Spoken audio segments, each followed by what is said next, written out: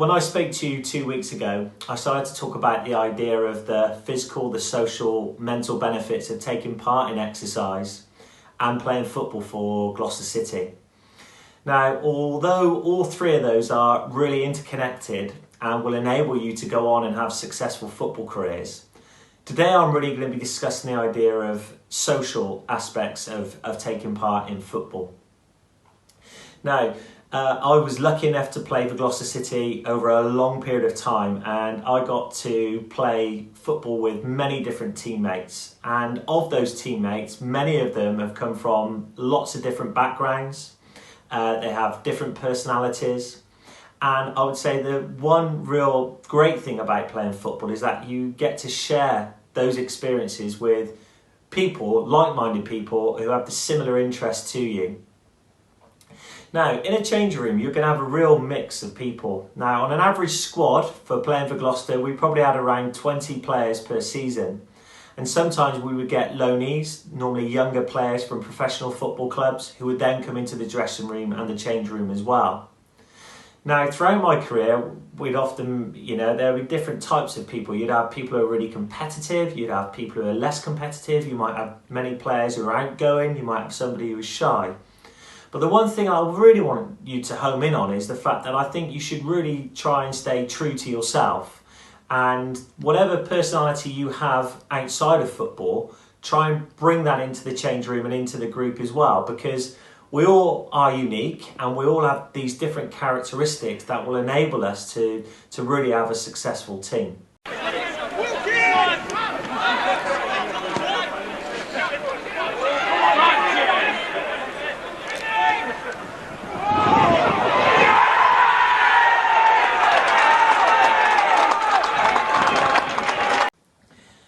Coming back to this idea of staying true to yourself, I think it's really a hard thing to be able to do when you're a young player coming into a dressing room for the first time. Certainly when I made my debut for Gloucester City, I was 16 years of age, and there was a real range of adults in that team, ranging from, really young players all the way through to maybe mid-30s.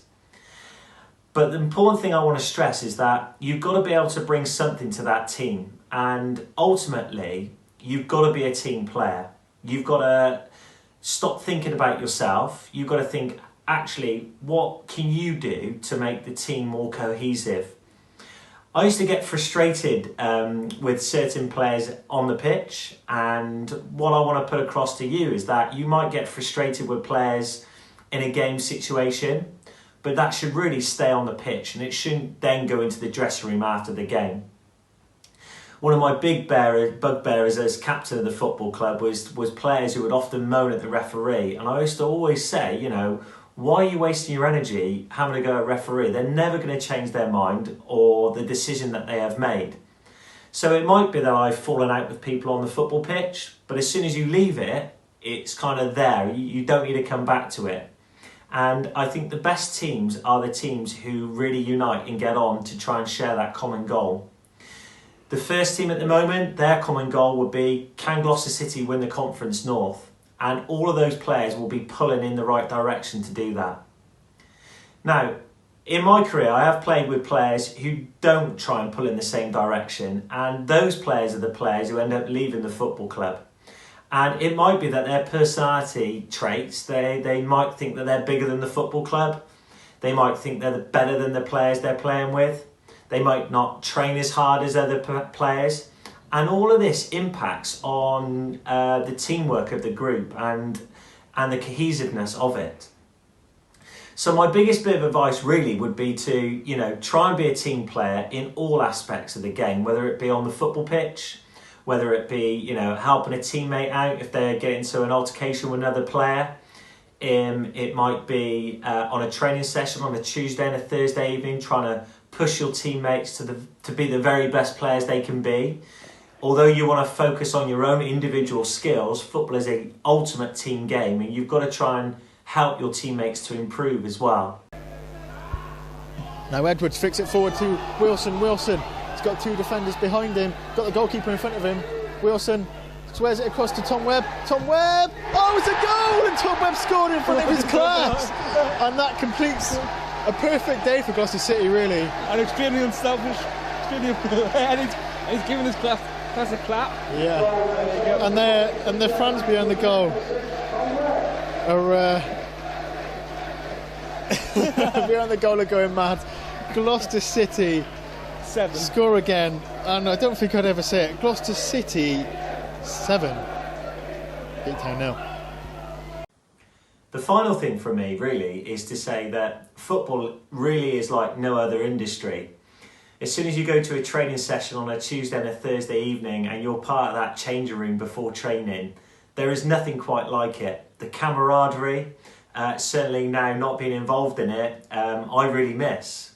And some of the experiences that you will share, whether it be really highs of promotion or the lows of like trying to keep your team up and or suffering a relegation battle, you will experience that with people and you will share those experiences for the rest of your lives. I've been so fortunate to be involved in youth football at Long Levens Football Club, the Gloucester Primary Schools, and many of those players that I played with back then, I've seen in and around Gloucester, and you share those experiences that you had and the people that you met up with, and it stays with you for the rest of your life. So although that you might move on to another team ultimately in the future, as soon as you go into that changing room, you'll meet another 20 new players. And that's your opportunity really to really impose your personality and try and help that group to be the best it can be.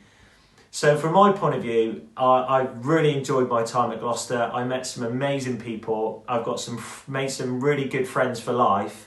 And absolutely, I think it's something that you should be really trying to do moving forwards with the teams that you are in. So I wish you all the best, and hopefully we'll come out of lockdown soon. Take care.